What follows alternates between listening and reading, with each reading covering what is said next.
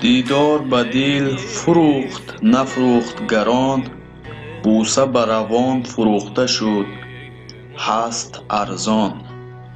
آری چو آن ماه بود با زورگان، دیدار به دل فروشد و بوسه به جان.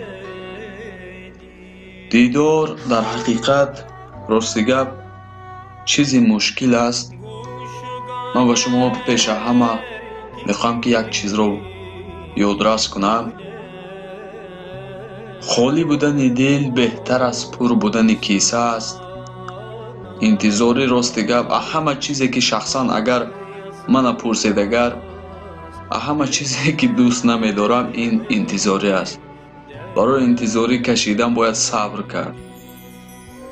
اگر رفتو هم مسلک خودتون از دست دادید هیچ وقت پشیمان نشوید، زیرا اوی خوبتر و بهترش را خواهید یافت. البته برای خوبتر بهترش یافتن باید انسان کامل باید شوید.